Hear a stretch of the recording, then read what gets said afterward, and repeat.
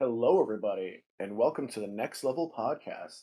I'm your host, not Karmas, and always with my lovely co-host and beautiful wife, Claire XI. And today we're going to be talking about the update Yep, and stuff. What else are we doing, Claire? we are going to be talking about the September version update. I know we're a little behind, and it's probably a surprise that I have somebody different sitting here with me today. Um, Sadly, Carm had some real life stuff come up and is no longer going to be joining us, so we're all sad over here. But we wish him the best of luck in the real world, and not in the world of Final Fantasy. Sadly, yes, sad times, sad times.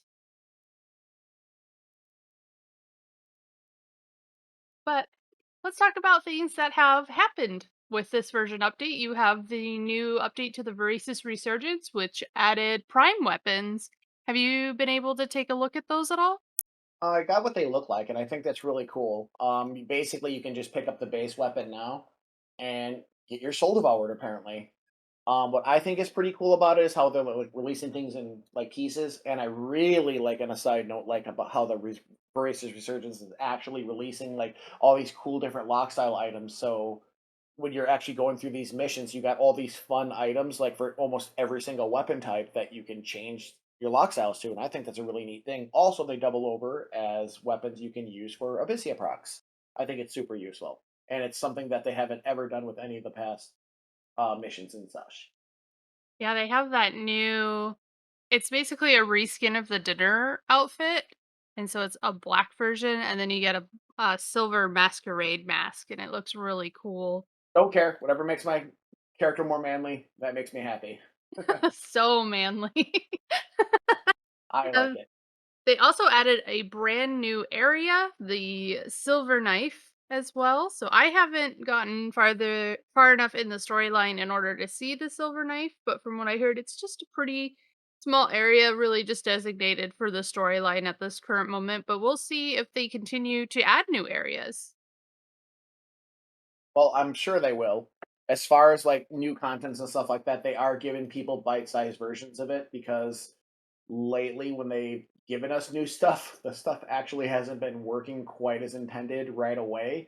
And I'm okay with waiting a little bit longer so things can actually get done and, work properly before they're released. So I'm okay with waiting. Yeah, speaking of new things, we've actually got to mess around with Sortie more. Um, there And by were some hiccups with that. And by messing around, meaning we haven't missed an entire day yet. I'm like almost done with like all my sets and I play all 22 jobs. Kind of silly, but I like it. I like that it's actually easy. It's simple. Like there's not like grab 1,000 of this, one of these, grab these, buy this. I really like the fact it's a little bit on the simple side. Because if you notice that every other reforged type of armor is like matte, this, and then mixing all these different types of contents and putting them together, but with Sortie, you literally only need the item that they give you in the event and the currency they give you in the event, and that's it. I thought that was really neat. Yeah, I like the fact that it's doesn't really cost you anything in order to do sortie. You just have the 20-hour key item, which you occasionally with a root pucks plate can get it charged up enough that you could do 2 runs in a row, which is also really fantastic. But it Yeah, doesn't cost you anything to upgrade Empyrean, which is nice for new and returning players as well too. yeah, I thought it was really neat that unlike Omen or any of the other events where you can actually or Odyssey that you can actually store key items, this one when you have your actual key item, your other Rucksmith's plate, as Claire mentioned, actually will charge as well. So you can get, eventually if you miss a run, you can, you're part of a group or whatever, your key item will charge a little bit faster. I think that's pretty cool, but it's basically a daily event, regardless of like how you grab your key items or whatever. Unlike other stuff, like I guess I can't go because I forgot my key item. You can go every day, and it's set up so you can. And life dynamics, just to throw this out there as well, it is absolutely worth it for everybody to go in there, even if you're going in there by yourself, because there are objectives in Sortie that you can do by yourself with trust, depending on how ambitious or aggressive you want to be. But you can get all that stuff, and you can do that all by yourself. You makes Gallimafury farms, which is the new item. It's called Gallifenakis. And if you want to collect your muffin solo, then that's you can go in there and that's something you can actually do. It's a little on the slow side, but there are at least 10 objectives you can do from like pick your nose on this area to scratch your butt in this area. It's actually again, it's very like user friendly in the beginning, and you can get like your crystals or your sapphires rather to upgrade your Empyrean +1 to +2. Yeah, and I'm excited for the +3. They said that it's going to be coming out in October, so it'll be interesting if they just decide to add a new portion that you could either teleport to in Sortie, or if it's just going to be a whole nother thing and they're going to bring in Pluton because he was the only Vagary NM that's currently missing out of those array of Vagary mobs. Fair enough. Um, I don't know if they're because they're I don't know. I theory craft a lot, so if they're using the Ruck Hasner map, I'm thinking that maybe there'll be an elevator like in Ruck Hasner that okay, you need the key item from all these bosses. Which the key items I believe the bosses drop plates when you defeat them. I don't remember. But No, they don't when drop any key items. They just take your metal and your metal and is it plate? It might be plate. silverware, spoon, like Yeah. Ruck Hasner fork, I don't know what it is. You get the Um 2 from the brown boxes, yeah. what we're talking about is that basically Ruck Hasner is blasted into four quadrants, A, B, C, and D, and it's like Sky, it's like completely symmetrical. So by doing objectives, in A, you can get items that allow you to attack the boss and make him a little easier. And it goes the same thing in all of them. And all the bosses are Vagary bosses, Perfidian, Balamore, uh, LeBron James, and oh yeah, and the purple duck. So you can fight when you fight all those. I got a feeling that when they do the update, it's going to change where you're going to get a key item for all those. And just my gut. I think that you're going to have to kill all four of them in a single run, and then kill the boss in order to +3. But that's again just theory crafting because I imagine they're going to have to make it a little difficult because right now Sortie is pretty on the easy side, and again, it's refreshing. Yeah, I know in the beginning of Sortie, we did struggle a little bit trying to learn all the mechanics and learn all the different objectives that there are within that content to try to complete within an hour. But we're starting to get pretty streamlined and figured out, which is really nice. There were a lot of issues in the very beginning that were fixed in this update. One of them having to wait for your party to actually form once you entered, and sometimes that took us up to what 8 to 10 minutes before our party formed. And it So was just not being able to do anything during that time. well, since you were in my party, I will tell you about my experience with my first run of Sortie. I went on Dancer because, Dancer is the worst job ever. I went in there and I did not, none of us knew. So when everybody started slowly filtering into a party, Lean was in a party and Mur was not. So I PCMD left on Mur and the entire run I could not get back in party. I like 45 times like Claire sent an invite, but the problem is that I don't know what the issue was, but by the time Mur got the invite, the invite already expired. So no matter how much I'd backslash join, it wouldn't join the party. So they got a bunch of Galifianakis and I got next to nothing for muffins, so it was pretty disappointing. Yeah, it was really rough in the very beginning, but they did fix all of those issues. They also fixed the issue that I had where I traded a sapphire to the goblin without a piece of my Empyrean, and he took not only the sapphire but also the Gallimafree used to upgrade any Empyrean. So I was down one from the very start. In this update, they did put out a way to compensate players that did lose their Rakaznar and their Gallimafree. So right now you have a one-time chance to go talk to Ruspix in order to get a free 10k Gallimafree and one Sapphire. Yeah, basically it's like, yeah, we screwed over FFXI. This is like the worst thing in the world. Let me compensate the entire server. It was pretty cool. It was In pretty cool. all the people's getting just a free Empyrean piece. So I'm not sure if that's still active or anything like that, but my gut tells me that if they said it was for people who've done sortie and participated in the event, they would get a free thunk. I'm not entirely sure if you like get to the point where you get to Sortie and then now he's like, well, here's your plate. I don't think that applies to those folks, unfortunately. It says that the requirements were that you had to have been a player for 45 days or more, be in a possession of a Rustpix plate prior to this month's update. So all the people that are just gaining access to Sortie won't be able to get this compensation. Just the people that had it before the update. It's not that huge of a deal because, as I mentioned earlier, actually doing Sortie is it's kind of on the easy side. And see, it's kind of neat because, like I mentioned, the four quadrants A, B, C, and D, all of them have 7 objectives each. And I'm serious. One of them is like, go to this area and heal for a second.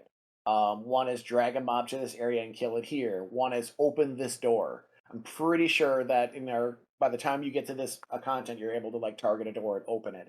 And every one of those objectives has an equal chance, including killing bosses, of dropping an old chest or an old case +1, and a Rekasner Sapphire. So it's like I said, it's really neat.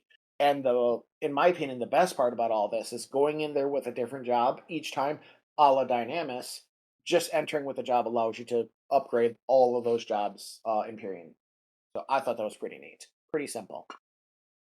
Yeah, it's definitely really nice. Um, So switching what- gears on Sortie itself, like what the actual event is, I love the fact that at least in the beginning, the monsters are relatively weak. They have a metric butt ton of HP, but I thought it was really neat that all jobs are useful. Like I found that Raiden Thrust can do a crazy amount of damage because there are objectives where you have to kill mobs using only magic weapon skills or only melee attacks or only, skill chains or only magic bursts. I thought that was really neat. So if you're a ninja, you're in hog heaven. It's or a dragoon or a cloud splitter warrior, jobs that are just like, oh, me, hit things. Oh, you actually have those magic weapon skills that allow you to like do more objectives a little bit better as opposed to like because if you're doing the magic objectives and you hit it with a physical weapon skill, that mob that you fought is null and void. And unfortunately, you're only allowed a certain amount of mobs in order to do these on. And if you mess those up, then you're gonna have to try again tomorrow. But I don't know. I thought it was pretty neat. well, they do have a way to respawn the monsters. If you talk to the devices, there's actually a way to manifest them. But I think if you haven't killed the NM in that area or done certain objectives, it won't allow you to respawn them. I did not know that. Well, at the end of the day, I guess I should have been paying attention. No worries. One of the things that I think quality of life as an Asura player that they did is they actually removed the auto entry feature, which allowed us to make sure people are actually there in order to take themselves in. So if they were just going for an unlock, while they were heading to bed and just queued and had the auto entry on, then they weren't taking up the zone for an hour sort of thing. So Um, that made sure people were actually present when the queue was up for them to enter. Um, Sure, and like all events that are brand new, people want to try it. They're new, it's exciting, so they'll queue and then 35 pages, and it's an hour event. So 35 pages later, and you're on page 28, and you decided to take a nap. It will take you in, and you'll sit there for an hour. And while and that instance is completely used up for an hour. So I understand the necessity to have to do things like that, unfortunately. yeah, and like I said, it's mainly just because we are on such a busy server that it's very apparent when things like that happen. I mean, even after this update going in to do sortie, I mean, the past couple of days have been 20 plus pages. Takes us about a half hour wait. Still not too terrible, but hopefully, as people get the stuff that they want from it, it'll slow down. It allows me to play Smite during the queue, so it's okay. Miter Valheim. Smite or Valheim. One of the things that they also fixed during this month's update was the Bard Ranger Empyrean swap, What do which you was mean? No, no, no, no, no. My bard ranged all the time, like being able to use bows and just use radiant setup. Oh, that didn't happen. My bad. You mean you became a Final Fantasy 14 Bard for a second? I have no idea what that means. Moving on. They're rangers, Moving basically. on. We don't want. We're not talking about it. We're not talking about the cool hip grandson that is Final Fantasy 14 compared to 11. Yeah, it was very strange seeing my style locks on my ranger on Ava all of a sudden had bard equipment. And I'm like, she doesn't have a single bard piece at all. So having this change was very was very weird for a while. And Awkward. also one of the things they changed, as you can see, we're wearing headpieces now with our Marlboro Excuse body me. piece. Excuse me. Welcome to the Marble Coffee Shop. Can I get you something? As you can see, we have a blue, gold, and green potion. We got sheep hats too to give us No, afros. no, no, no, no. That's a fro. I've been growing this out for a while. Anyway, So one of the things that they also did is they changed Ambuscade this month. So now we got the Dalahan and the Alicorn. Only changes they made to this Ambuscade is the Retributionist now resists multiple hits from Blood Pacts while Blood Weapon is active. That does not stop you from being able to Astral Flow Astral Conduit the Retributionist, just you have to wait until after he uses Blood Weapon. And that has been removed before you could start doing that. The other thing that they changed is the charger. So the Alicorn will use Grace of Hera at lower amounts of status ailments. So before you had to put 5 status ailments on it, and now you only have to put 3 when in very difficult. I enjoyed it, and I like this one because there's a safe method, an easy method, and a fast method, and all of them are like actually pretty doable. And I can kind of appreciate that. I prefer the monk method right now because it's fast, but there's an absolutely safe method. But unfortunately, people are gonna have to level their ninjas because ninjas is I'm telling you, I've been saying this for a long time.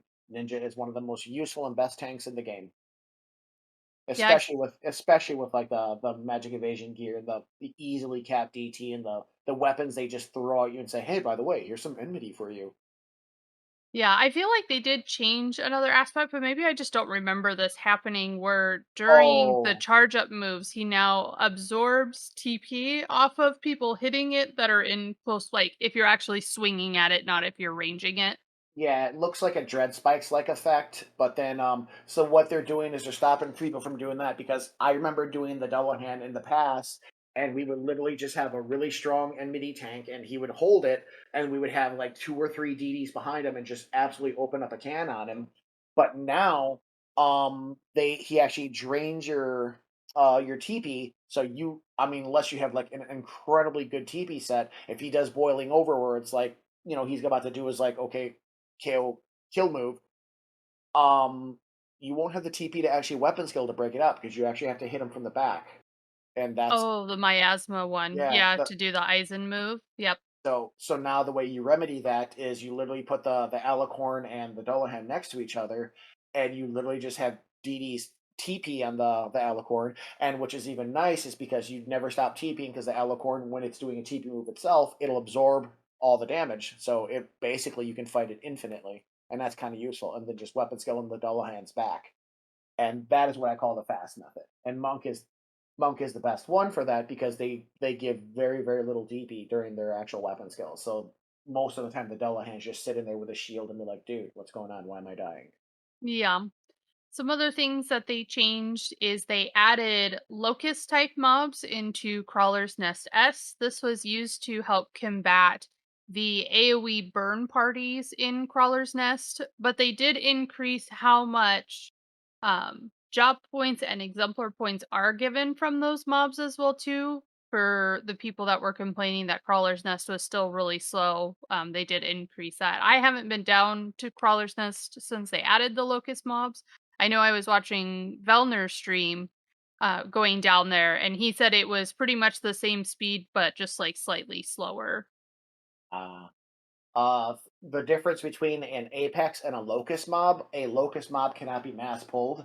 Well, they can be mass pulled, but it doesn't matter if you do, because if you try to AoE them, a la Odyssey, the damage you do on your AoE weapon skill or magic will affect the first mob, and every other mob will take like 1% damage or 5% damage. I'm not sure what the actual number is. So you have to fight them one by one, or you have to like address them one individually.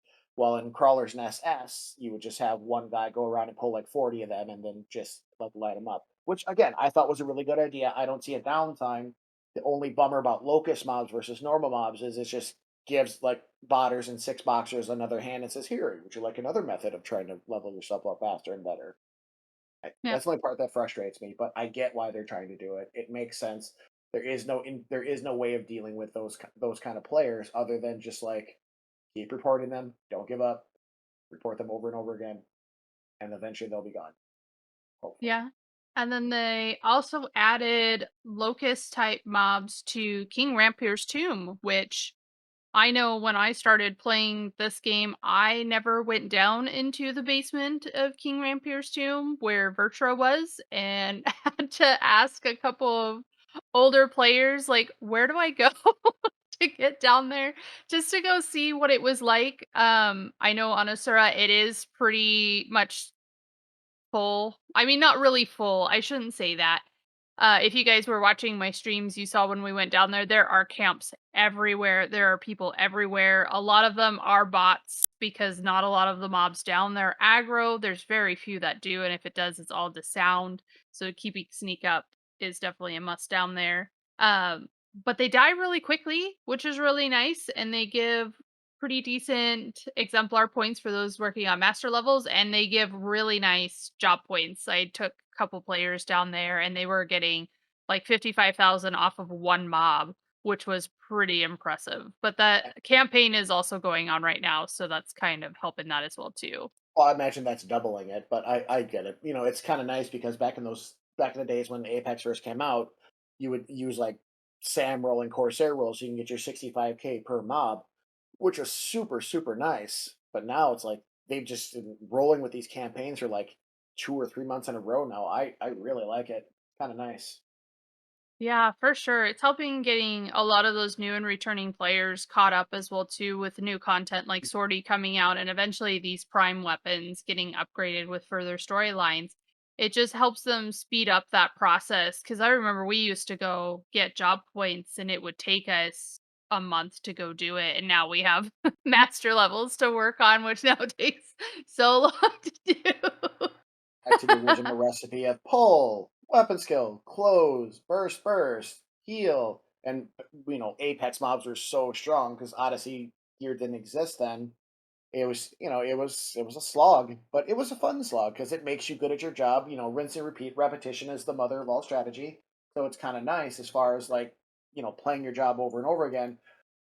And again, I did my best. I said I'm only gonna take two shots at the people who buy their JP and such. But when you go into the new King Rampier's tomb and stuff like that, people who are quote mastered, it's not an achievement. You don't have to wear master like you did something great. You're really good at the game. It's not standing there and receiving something is not good. All right, I'll shut up now. You're fine. I mean, it does suck that it does take so long, and I think because of all the people that were asking for a classic server, the master levels was kind of SE's response being like, "Hey, by the way, here's something that was basically classic in the day was how long it took you to grind out all of your levels. So here you go." And I think it's great. I think it's awesome. But I'm not sure. Maybe just came to me now, so I'm going to share with like how my brainwave works. There's a thing you can do on your server where after 30 minutes you disconnect or something like that. I think they should apply that to people who are like sitting and partying, getting XP. If your character doesn't move for like X amount of time, just DC them from the server because you're clearly not doing anything. You're clearly not there.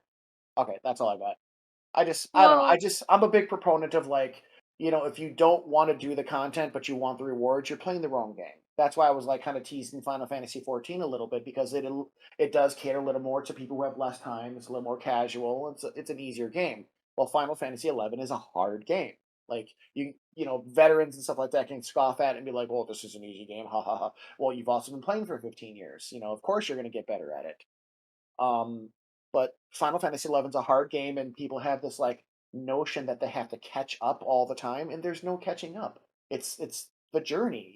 It's like that with any MMO, any RPG game that you play. Enjoy the journey because that's what it's all about. I'll shut up now. Sorry. no, you're fine. You're fine. Well, and also, I do like that with all these login campaigns, they are coming out with more Lockstyle pieces where you can actually change your character's appearance in order to look however you want, depending on if you have the levels or not. They came out with, I think, the most ridiculous of one to date, which would be the denim pants. So now you can Oh my actually put god. on denim pants to go with your shirts that you have, Mur. You need to go get those pants. What she means by my shirts is one day there was a mission that I decided to do where I needed to get every single Unity's like Unity T-shirt, and then the Marlboro T-shirt, and the Shadow Lord T-shirt. Right now, I think I have about 41 different T-shirts, and it's just Lockstyle. I mean, it's just silly stuff because Lockstyle is like what makes this game super immersive for me. I don't because I imagine I have a fantasy aspect Yep. and apparently a huge closet. Such a big closet. They also re-released the crab apron, so those that don't have the crab apron can wear that one. It is Um, gorgeous. I love it. I do I too. I love and it technically it's another t-shirt because look, I'm wearing another t-shirt right now. It's an apron, but there's a t-shirt under it. Oh, I never felt so beautiful in my life. So Ah, beautiful.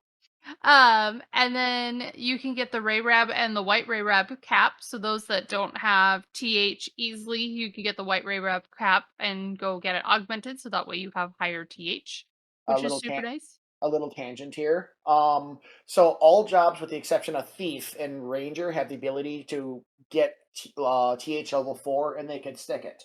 And I don't want to go into it too much about the formula and stuff like that, but the difference between TH4 and TH13 or 14, whatever the maximum that an actual thief can do, is like about that whole entire area from 4 to 13 is like maybe 2%.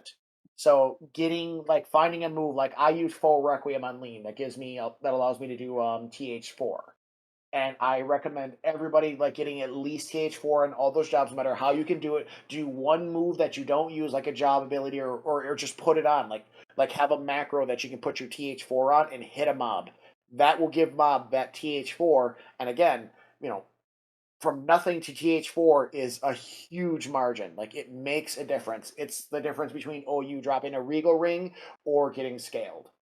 Sometimes.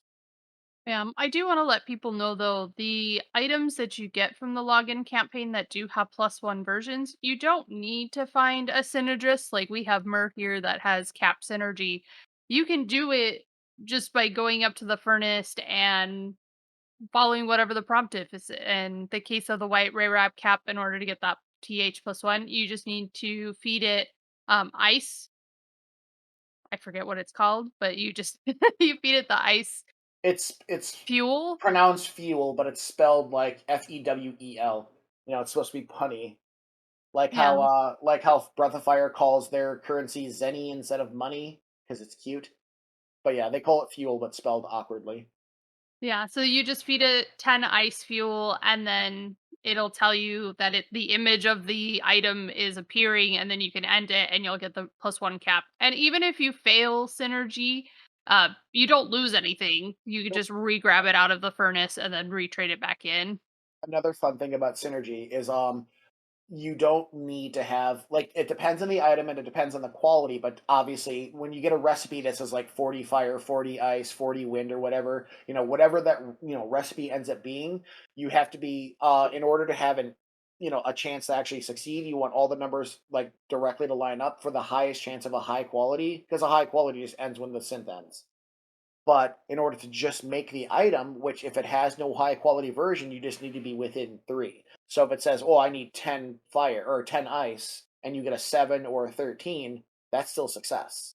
And you can just end right there. And those simple crafts are literally that it. More than likely, you just feed once and you're done. Later on, you're gonna have to do synergy. We're gonna have to get those numbers a little closer. They'll have opposites when you feed one. I'm going on a tangent. I'll shut up now.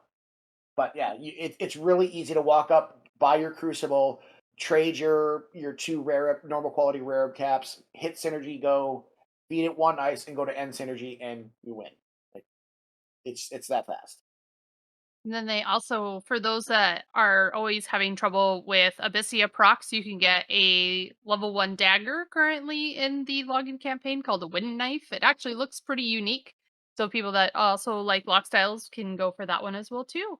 It is helpful. I recommend especially now where people if you don't have right now, they have the current the coupon eye seal thing going on. So if you can't, that's fine. But eventually, somebody's going to want to get an Empyrean weapon, and it'll save like a metric buttload of your time by basically going in with your own procs, thief, sub warrior, that kind of thing, which allow you like to get like 9 or 11 of the 13 possible procs being sub warrior, and it is super helpful. It'll save a lot of your time, and it'll make you look less like a bot.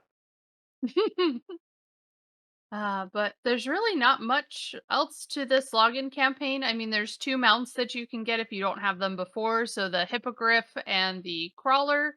And then you also have chapters. So chapters 1 through 5 for 300 points, and then 6 through 10 at 750 points. But there are campaigns going on, like the macrocosmic orb campaigns going on, that allow you to get those chapters a little bit easier as well too. I usually just end up spending my points on the new Lockstyle item and Savory Shank, so I can give them to folks so they can get their failed attempt at a D ring. So many So, attempts at a defending ring. so unlucky. Um, but we were talking about a couple of the campaigns, so let's go over some of the other ones. So, like we mentioned earlier, the capacity point campaigns going on, but that also includes the EXP campaign. So, those people that are returning, you can get your levels up faster if you've had to create a new character, or if you just wanted to try a new job. It's a good time to do that right now. Yep, I Um, agree.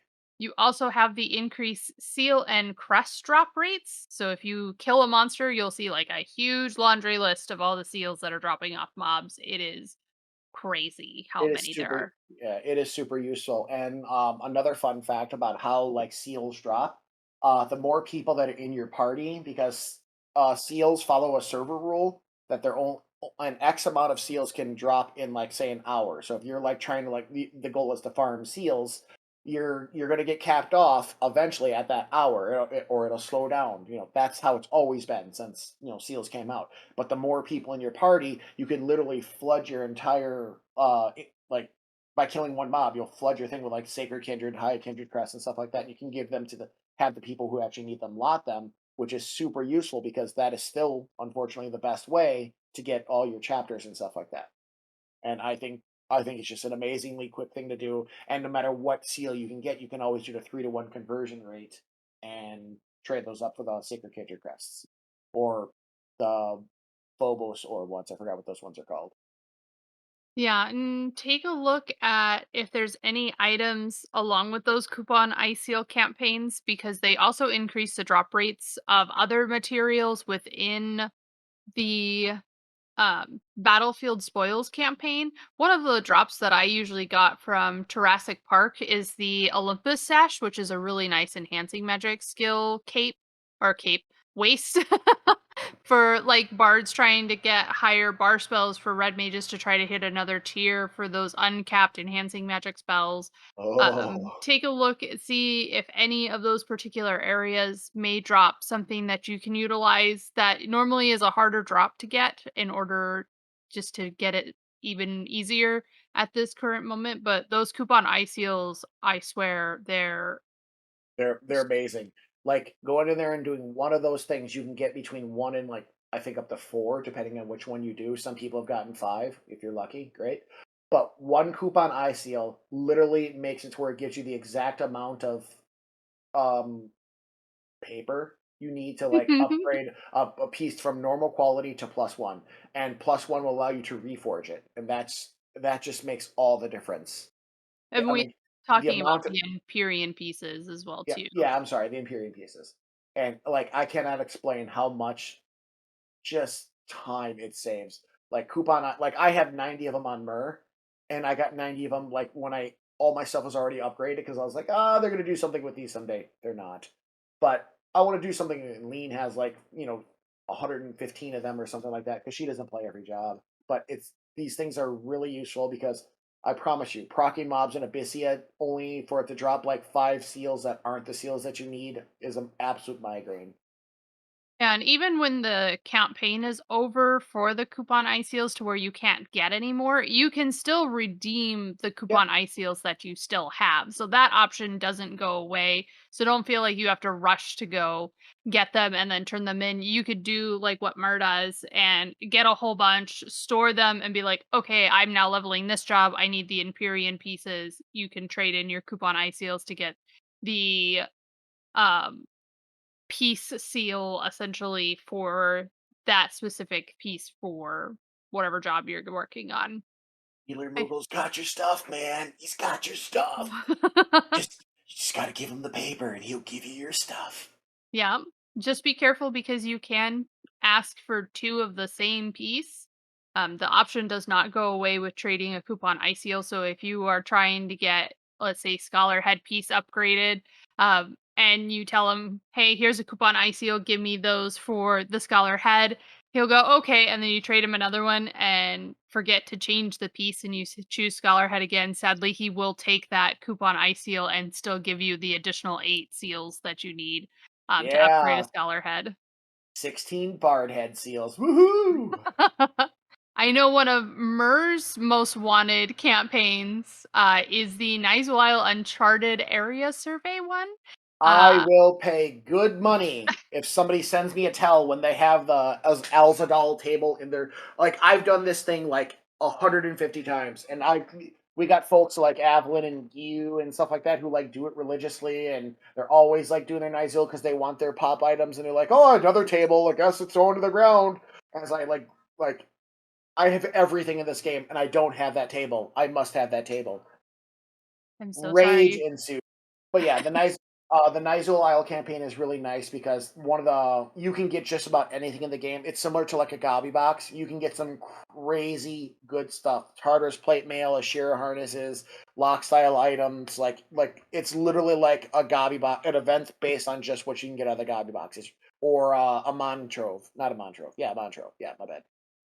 Yeah, you can actually get some of those Amantrove pieces from the Nice Isle Uncharted campaign, which is kind of crazy and really nice for those people that feel like they don't have very good luck in Amantrove, but they can spam Nice Isle over and over again just to try to get those pieces.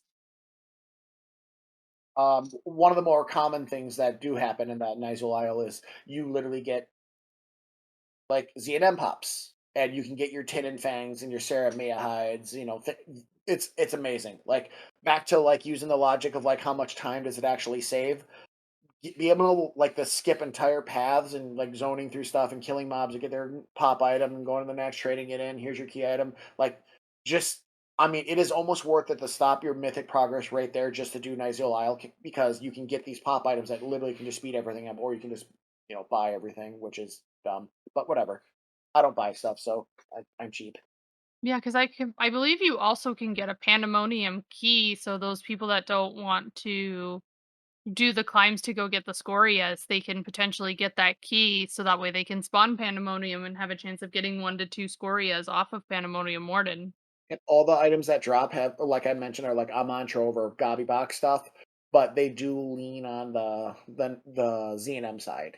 Like so, getting a Z&M pop is kind of common actually. Yeah, pretty, and you can store them in Sunraku if you don't have a seal for it already, or they are muleable.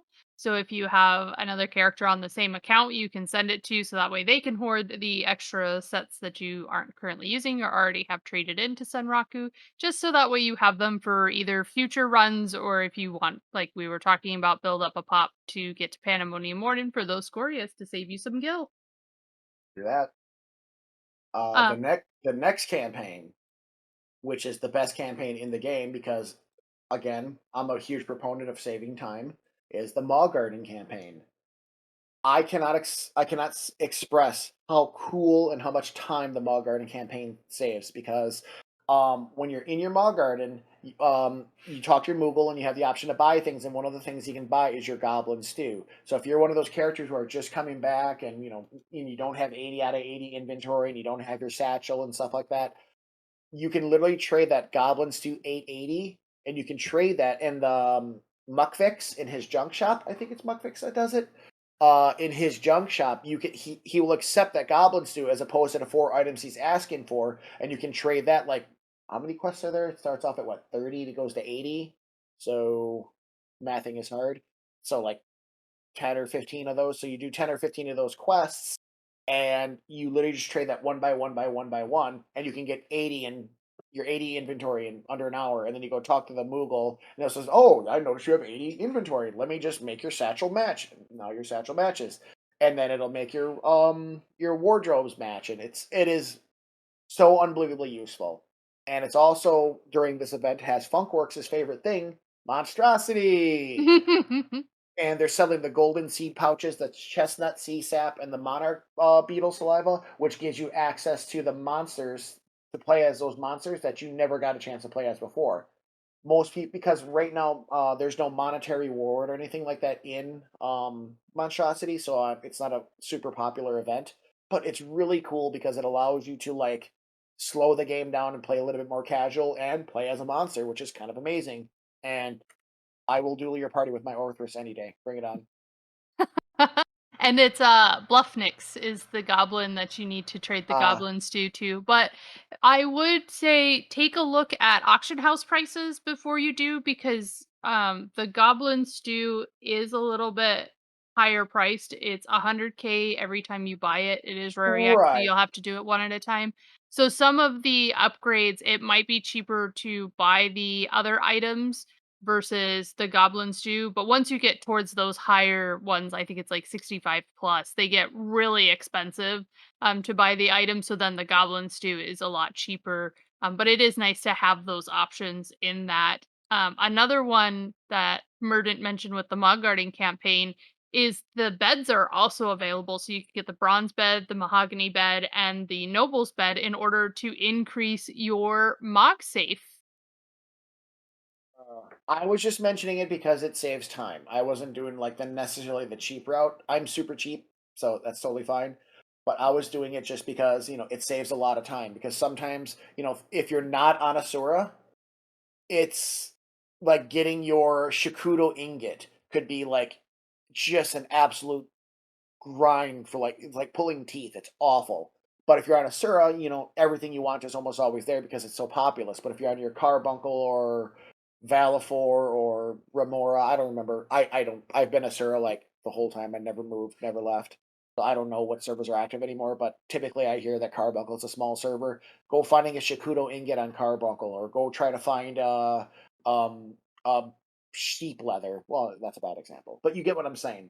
Because you need one of every type of major craft in order to actually like trade these 4 items to the goblin to increase your inventory.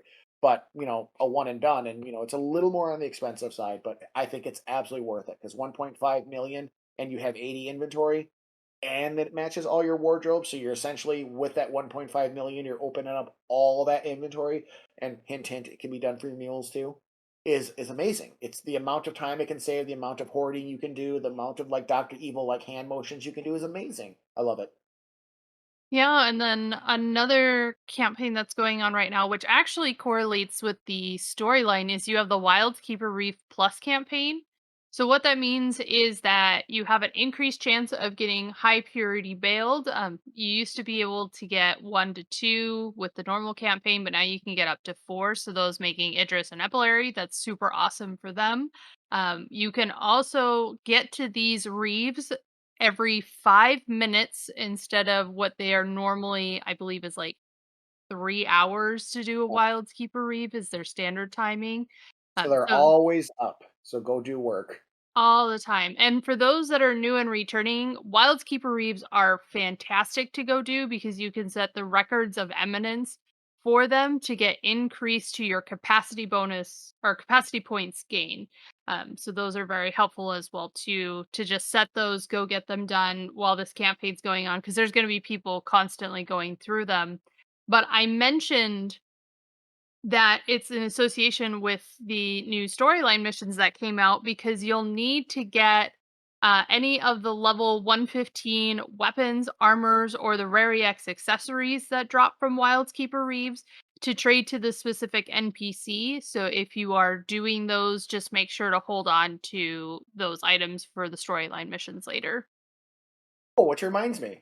Um, Another side benefit of actually doing the Wildskeeper Reeves at least once is that out in the areas of all those areas that correspond to each mob, so like Mormar would be a Chuka, which is the T-Rex. By killing him, allows you to use the strange beam me up devices.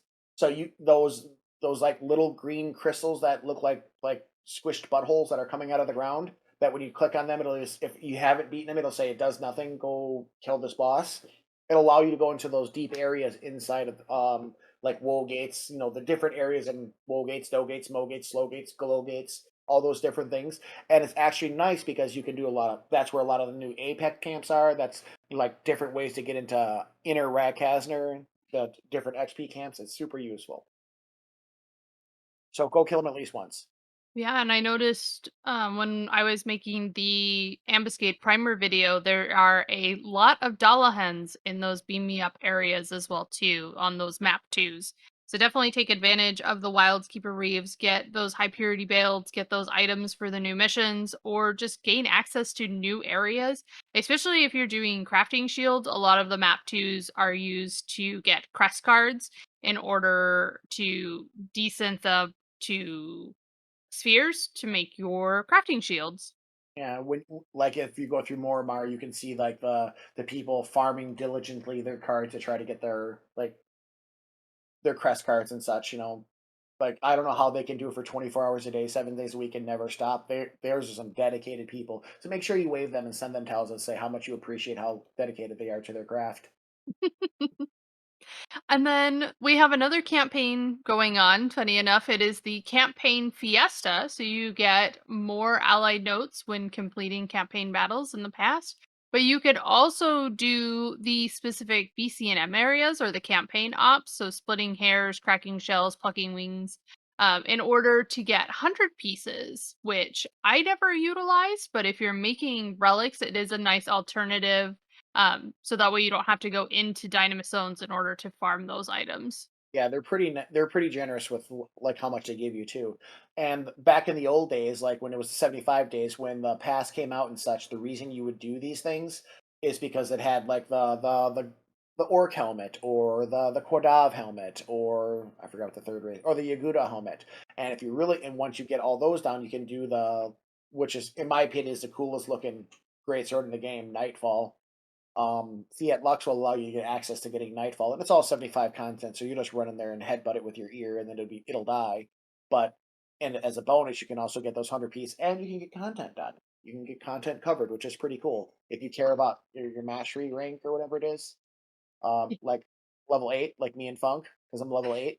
Because when it came out, I was level 8. Looking at you, Funk. Just teasing. But no, it is really nice because I like Lockstyles. I'm in a link shell called LOL Lockstyle because like it's fun. Like I'll do different things all the time, and getting different items like that just makes the game fun. Yeah, most definitely. I know I haven't done any of those campaign ops since they were originally relevant back during the 75 era. So I almost want to go and just see how the drop rates are and just try it out sometime because I think that would be fun just to relive a little memory of going back to doing those campaign ops. Fair enough. The next campaign is the Skirmish Stone and Arcane Glyphics campaign. I'm going to be honest. Normally, I'm super positive about things like this, but I think this is not a good campaign because this is absolutely. We're talking about regular skirmish, not a Luvian skirmish, and I think unfortunately this is one of those things that are absolutely able to just skip because they don't do anything. It's content that I mean, they can look fun. I don't think the lock styles are especially new because I think they're all like variants of like the Dell gear. Like it's got like this red and black like looking stuff, or some of it's like all gold, or It was it's the old synergy items when you had to find the evil lifts that you could augment them to. the I'm talking about like the Izatsu and stuff like that. It looks like a gold Hofud, or the Krobachi looks Oh, the like. actual weapons. Yeah, the actual. I mean, that's the only reason I can. But like the U for anyway, regular skirmish, I don't think it's worth it because like once you get I level 19, this is all like I level 105 stuff. I mean, it's I mean, I'm looking at Hagandas. I'm trying to be like optimistic. Ayuidal, Hagandas, Ochinif. Unfortunately, I don't think none of them has a use anymore because the the base stats are really low. The magic evasion is really low. So it's utterly. Although the Ochinif harness, I will say this: the Ochinif and the Ayuidal harness are gorgeous. Like I think they're really really nice lock styles. But past that, I mean, you can get Claire's coat that she wears all the time. Like she sleeps with it. She No, that's the red coat. It's just not even the same color. it doesn't matter. It's um, the Genwitha Blyad is the red coat she wears. If you want the black version, you can get the Genwitha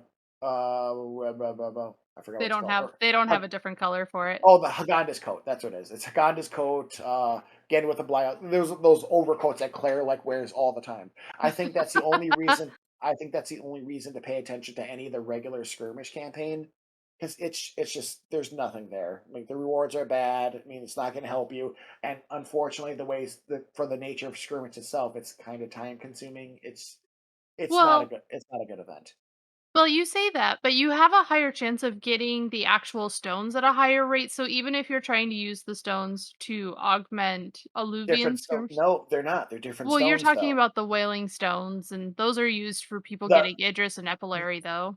No, the Videra stones is, but the you can for the Idris and Epler, you have to use normal quality stones. They're not going to drop normal quality stones during this campaign. It's all +1 and +2, and we're talking about whaling stones and Videra stones, and I forgot what the light version was. I don't remember. It's been a long time, That's but true. though they're completely different stones relevant to a completely different skirmish, and I just think it's absolutely skippable content. But again, play your game the way how you want to play. As far as like if lock styles are concerned, some of them look nice because if you've seen Hofud, it's like this wicked looking crazy sword that you get from like Odin and such. The Azatsu is like a gold version of that. It looks pretty cool. But I past will that, skippable content.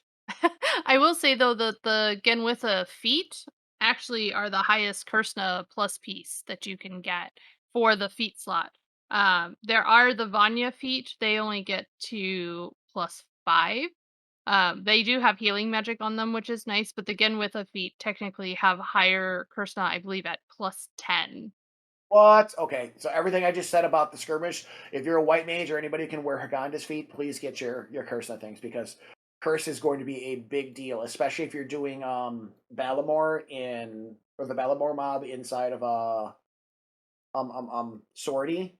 The longer that curse stays on you, it can turn into haunt or something like that, and you can't remove it, and you move really slow, and it's really dumb, and oh yeah, curse that's gonna be a big deal. So everything I just said about like Alluvian skirmish or regular skirmish, sorry, I would get those again with a feat.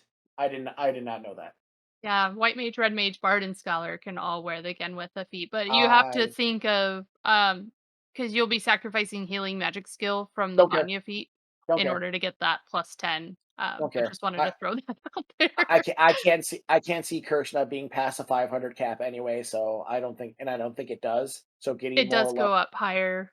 Healing it doesn't actually have a true cap, and they backtracked in saying that it was a tier-based spell to it now being just a pure formula, so you can have any amount of healing magic skill and it'll just increase the rate. They talked about how having it at 1,000, I think, gives you a 42% chance. So, like, if you just went pure healing magic skill, 1,000 would give you a 42% chance. Well, for your bards and stuff like that who just don't have access to a lot of healing skill and wouldn't have access to a lot of healing skill, I would probably still say Genwitha would probably be best in slot for them as far as like removing curse on bard. But like your white mages, your scholars that get all this gear that gives you the healing magic, I probably would still get them anyway for bards. So then the next campaign we have is the Voidwatch campaign. So all of your lights are capped during this month's campaign, which allows you to get potentially pulse weapons depending on if you're doing those specific mobs. Is there certain items you're looking for? You have a better chance of getting those items to drop. But for people that are working on Empyreans, you have a higher chance of getting heavy metal plates, heavy metal pouches, or even Rift Dross, Rift Cinders, depending on which mobs you're fighting. Oh, remember, it's not just about pulse weapons. There are mobs that drop like the Whitful belt or something like that that gets you to 3 fast cast, 3 quick magic, and 3 haste. Super, super useful belt. There are things in Voidwatch that are absolutely worth doing the pop and drop for, and because you are have cap lights, you pop it and drop it. Like some of these mobs are like the low mobs like the Mandy or whatever, and Saruta Baruta that gives you the Whitful Belt is a really fast kill. Yeah, you There are things out there that are super super worth taking the time to farm for because they have such low HP, and trying to actually get it when it's not the campaign can be a real pain in the nipples, and I really hate that. So I would, also but oh, sorry. I didn't mean to interrupt you there. It just popped into my head. Also, the upgrade items like the Akvan pennon and the pill, or the oh, I forgot what the mantis name is. Kagan.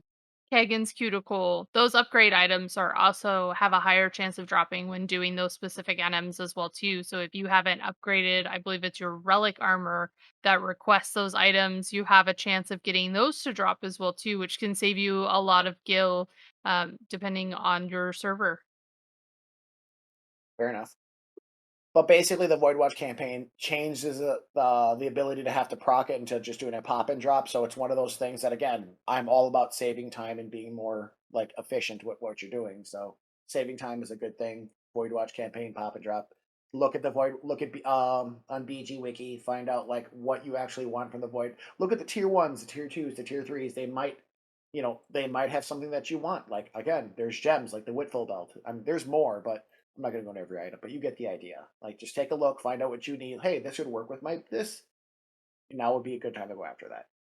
If you also don't have access to the quest that allows you to do the Empyrean weapon skills from the Moogle, you do need to get some portion of Voidwatch completed as well too. So those pops and Oh, drops in order to get the key items of the successful kills of these NMs is super useful right. as well I too. I think you need the title warrior, the crystal, or something like that. You need to have like yeah, you need to at least be on Tabnasian tier two. It just knock them all out. It'll probably take you like 3 or 4 hours to just pop everything once, kill it, go to the next one, pop everything once, kill it, go to the next one. It'll save you so much time and a headache later on in game. So, I mean, again, this will allow you to use any. You don't actually have to build a weapon skill in order to actually, or the weapon in order to actually use the weapon skill, which is super useful, like on some of the actual weapon skills, like Smite, because getting Verithragna is horrible. Or doing Rudra Storm for Twashtar, doing Glavoids and all of that. Oh yeah, like it's easy now more than what it was back in the day, but still, like to have to pop like 3 tiers of things just to get one pop item for him to laugh in your face and say ha ha, ha and here's one Glavoid shell, do it 49 more times, makes me want to punch a baby in the face. It's awful. But yeah, all about saving time. So much saving time. That's what we're here for. That's what the campaigns are here for, and they're super great. Another one that's going on is the Geas Feet Campaign Plus. So this will give you double the amount of silt during the campaign, which doesn't sound too great for those that have loads of silt like Mur and I here. But you also have a chance of getting items from specific NMs into your personal pool. So if you're working on getting the Vanya stuff, like we were talking about earlier, trying to get those Vanya feet, you have a chance of it dropping into your personal pool. So even if the NM doesn't drop it itself, you can still have that chance. It also has a higher chance of dropping the Esha elixir, so you can get a normal quality +1 or +2 as a personal pool reward as well. Fun fact: Gaius feet is a Romanian word. I don't know. I just looked it up. I was, What I does it mean? literally, I don't know what it means. I literally thought of like I thought it sounded Greek because it does sound Greek, but meaning of yes feats. Well, while Just he's don't. looking that up, there's also the Ryzenjima Geese Feet equipment campaign as well too. So additionally, if you're in Ryzenjima, you have a chance of getting those personal pools as Oh, well. So if you're working on getting Herculean, Odyssean, or Valorous, or even Chironic, because the Chironic hose are still really nice to have for those enfeebling builds, yep. Tronico is still definitely. best in slot. Oh, they're so nice. Definitely take a look at what NMs drop what. Try to find some LS mates if you don't feel like you're strong enough in order to get that equipment. That way you have a chance of getting those items in your potential personal pool if there's a few people that are willing to do it with you. I was totally wrong about that. Um, Geas de Fita is a Romanian word. And but I'm guessing what Geas Fete means is an Irish word. It just basically means like a vow or to entertain a vow. So gays feet to fulfill a vow would be gis, and feet would be like fete. Excuse me, I'm saying it wrong.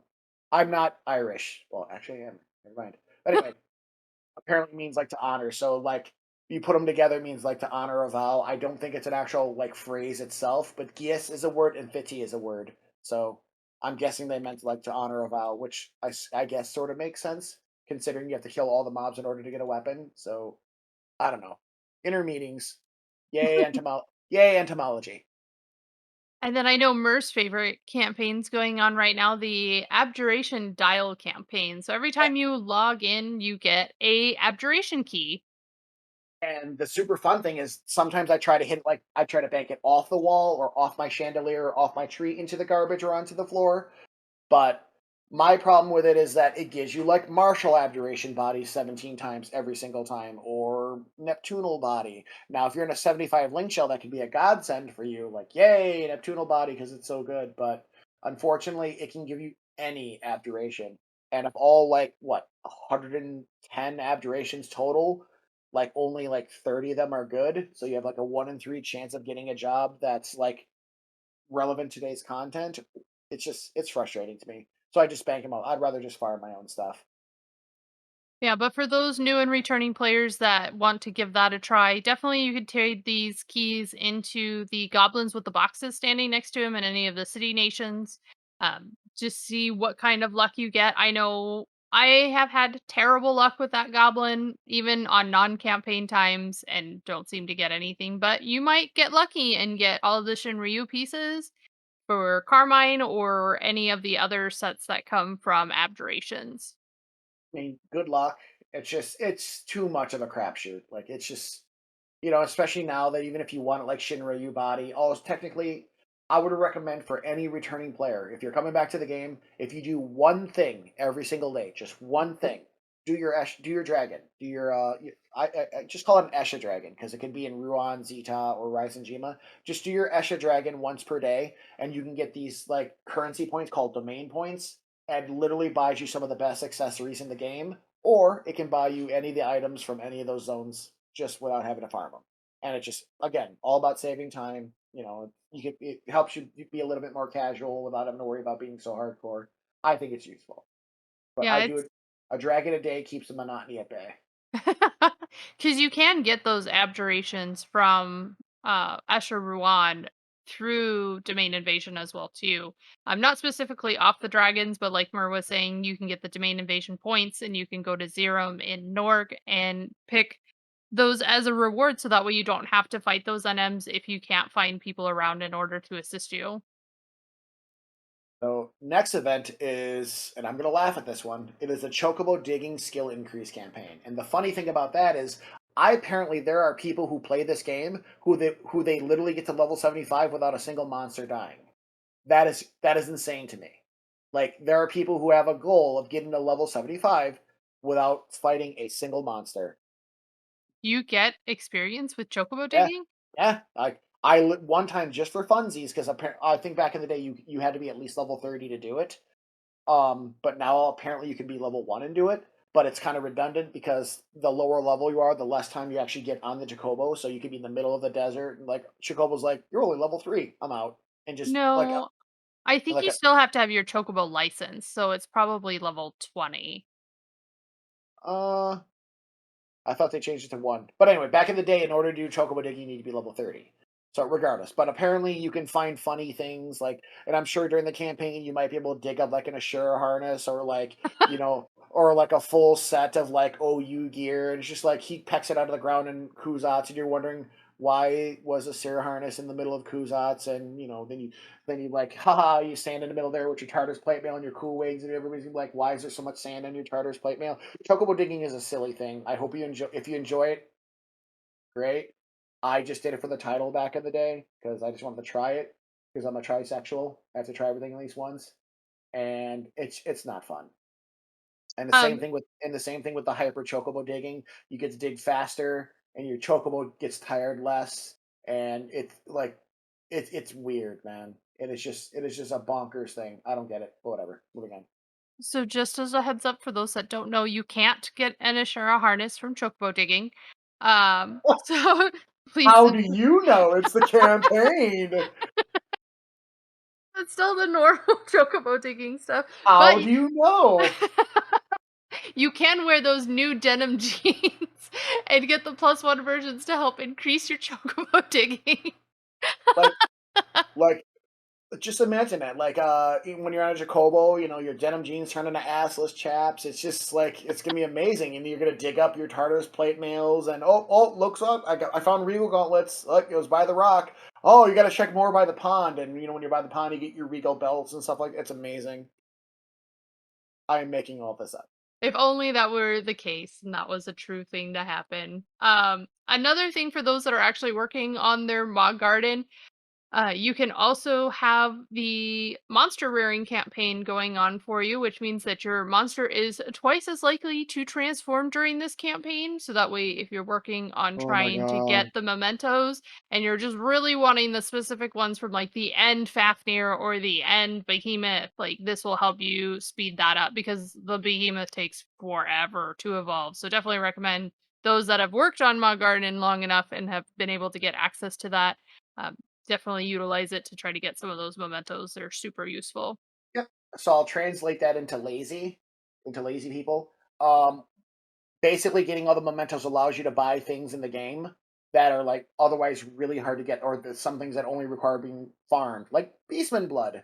Like there are like when you're leveling up your crafting and stuff like that, having Beastman blood or having like caracal leather that you could just buy. It's super useful. And again, it depends what you want on your game. Sometimes it doesn't apply.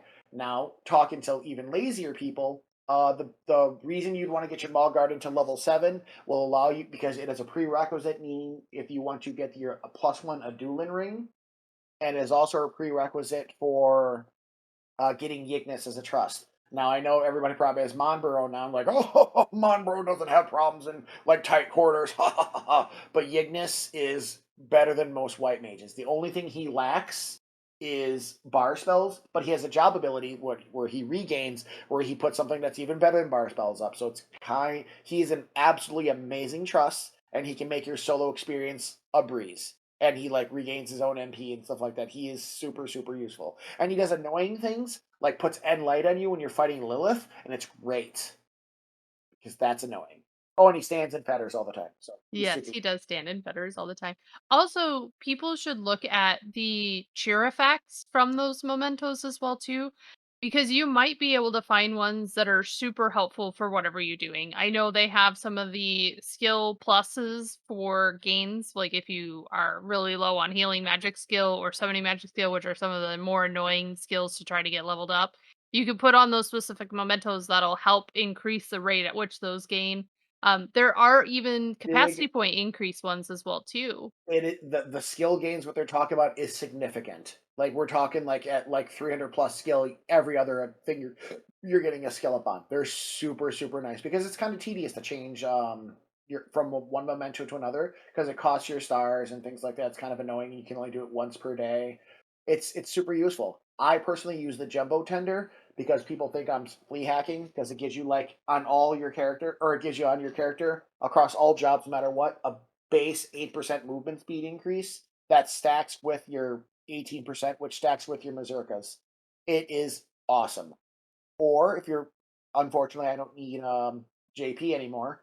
You can get like a 9% bonus for like having the Orthrus or whatever, or is it Behemoth? I don't remember. It's one of the drag. Oh, it's the blue dragon. It's Jormungandr. By having him, you get like a base 9% JP just for having him out all the time, no matter what you're doing. And it makes so much of a difference when you're like not JPing and you're like, wait, that guy gave 32k JP. Why? And people are, what are you talking about? Oh, I got 8k. Because there are so many ways in this game you can actually like get your base JP higher by doing a layer reave in your ROE once, doing a colonization reave in your ROE once. If you do all those, you literally get from all of those, you get a 100% bonus as your base. That is huge. And if you're like me, who plays all the jobs, mastering all the jobs was an endeavor.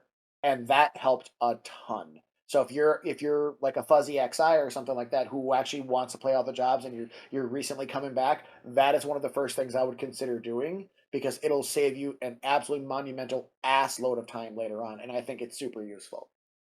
Yeah, and the cheer effects can also, like you were saying, affect your trust as well. Like Yep. you can get ones that help your alter egos resist silence or resist sleep, or like the sabo tender one, the jumbo tender that you were talking about that gives movement speed. Also gives your alter egos auto regen and auto refresh. So if you're always complaining about your alter egos always running out of MP or not having any type of regen, that'll help them as well too. Super useful. Again, it's just all these things are just making your solo experience a little bit better, and that is one of those things in your solo experience that I think everybody should do regardless because it's a little thing you can do every day. It doesn't take very much time.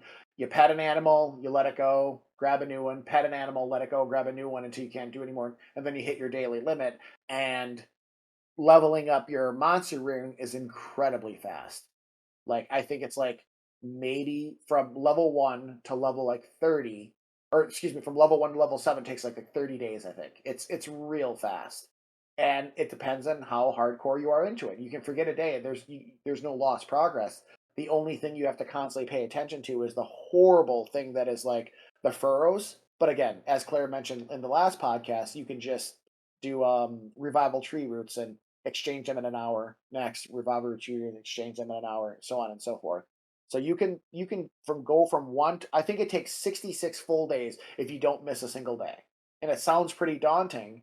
It's really not. I did it on like 3 meals. It's easy.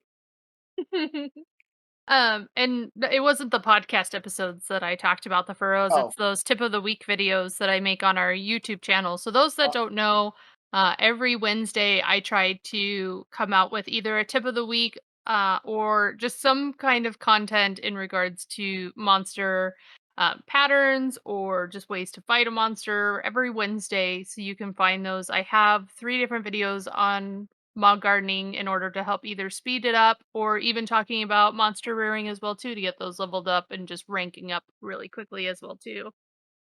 so yeah, Claire's just the tip of the weeks are super useful. I think Wow. they're what anyway.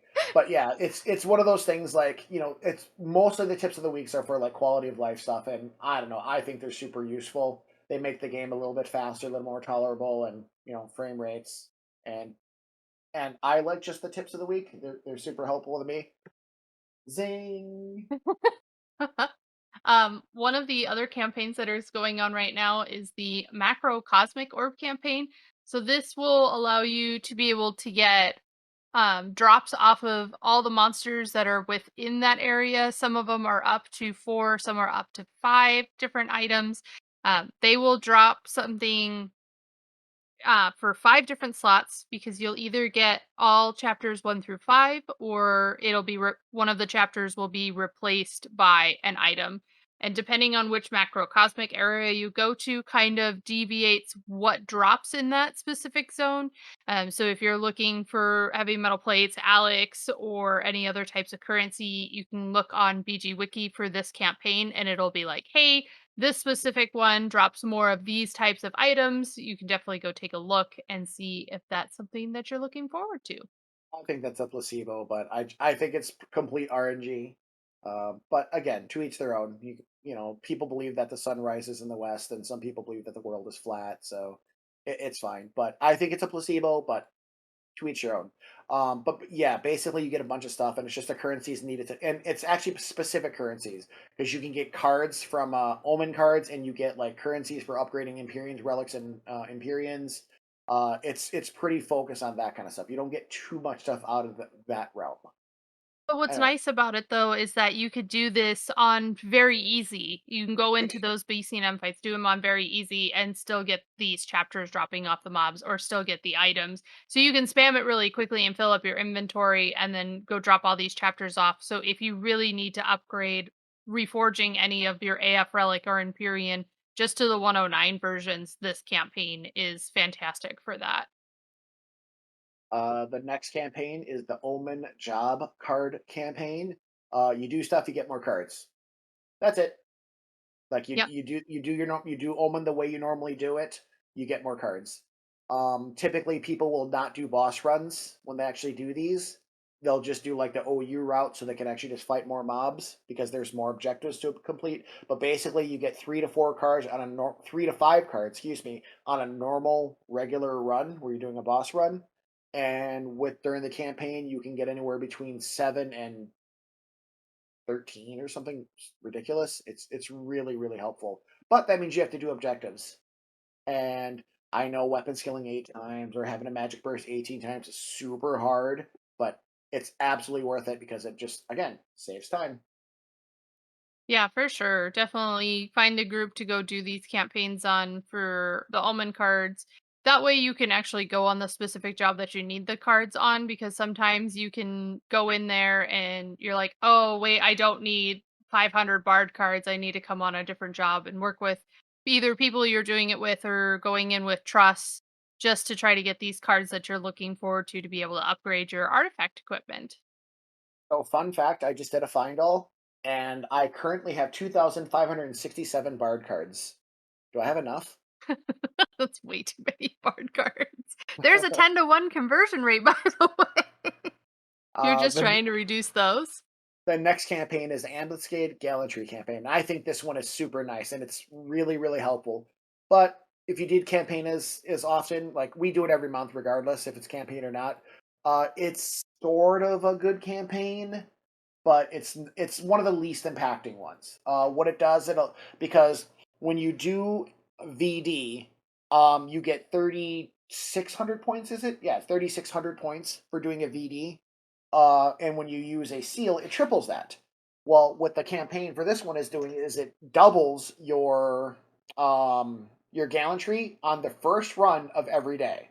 So if you use a seal on your first run, you are quintupling your gallantry intake. So it would allow you to. So if you're, and the reason I say it's useful because for people who have like most of the stuff that they need, like your cape mats and stuff like that, it's not so useful. But people who are upgrading like their Saleva, which is still absolutely a great set, your Mumu, which is still a pretty okay set, your Meghanada, which is an amazing set, um, Jokri, which is probably one of the best sets in the entire game because it's still useful. And what's the other great set? Oh, Inyanga. Inyanga is still probably one of the best sets in the game. If you're plus twoing all those pieces, you are gonna want to, spend your gallantry on like your metals and fibers for that reason because it'll like gallantry. I think it's like what 3 times the amount. If something costs something in hallmarks, it's like times three in gallantry. I don't remember. Yeah, it is pretty expensive to buy things in gallantry, but also just as a reminder, in order to gain gallantry, you have to be in a party. So the values of gallantry vary depending on how many people are in your party. And sadly, trusts do not count towards this. So, like, you need to buddy up with somebody in order to get gallantry. Sure. And I have no problem with helping people. It's not a big deal. Just like let me know if you need a hand because we can like smash it for you. Wait, that wasn't an open invitation to the entire server, but I mean, we are more than happy to help people get like if they're a new player and they like don't have 5 other friends with them that they play themselves. I'll be happy to help as much as I can. But getting something like that is a big deal because it literally gets you those metals and fibers, which allow you to do. Because I believe, if I recall, they um total hallmarks gives you 5 metals and fibers.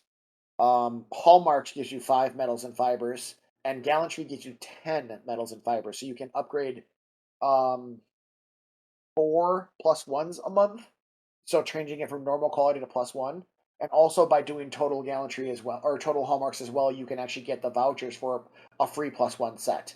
And again, in my opinion, like Sparks is not the way to go. I think the baseline gear everybody should be aiming for as like your base sets of gear would be Ambuscade gear because it has no weaknesses. It's all good.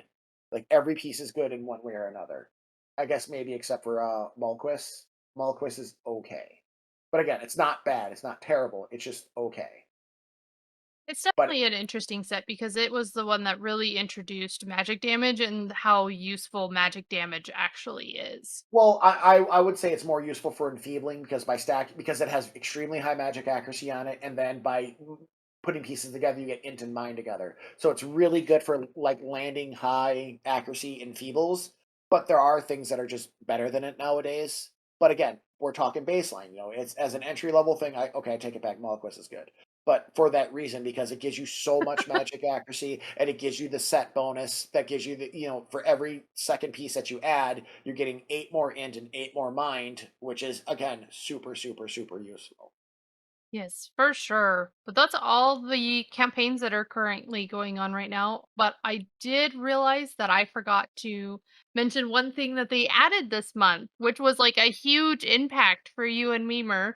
Um, Mog slip 29. Put your Empyrean +2 inside. because It was so good. it was so good. I was running out of inventory space because of all the Empyrean plus two we were upgrading from Sortie coming out last month. And that slip is just so useful. And for those that were using Find All, they did update it so that way you can see slip 29. I know the Moogle, they did also add slip 30 in there for the Empyrean plus three. So they did already in advance add that slip instead of us having to wait for it. But I'm a huge obviously huge fan of like slips. Unfortunately, despite the fact that I have all 8 wardrobes and all that stuff, I still have inventory problems because I have a t-shirt fetish. But regardless, having the slips was super useful, and having to like have that cloud my inventory was really awful. And it's nice because it's just more ways this game is allowing you to say, hey, experiment with other jobs, play other jobs, and ambuscade gear you can store as well. So like in Sparks gear, you cannot. So you should grab your Sparks gear, throw it to the ground, and then slide down a hill of poop. So you can actually treat Wow. the Sparks gear how it's actually supposed to be used, because it's crap gear and it's not good at all. It's a nice starter for those returning players. I wouldn't, like, get all over it. I'm I'm being harsh about it because I mean, when you're starting a new game, regardless, sure, but the first thing you should try to do is find a group regardless and just get knowledgeable on the content and stuff like that. Ask questions, be one of those people that ask 1,000 questions because you want to get good, as opposed to like 1-800 credit card me and buying everything off the auction house.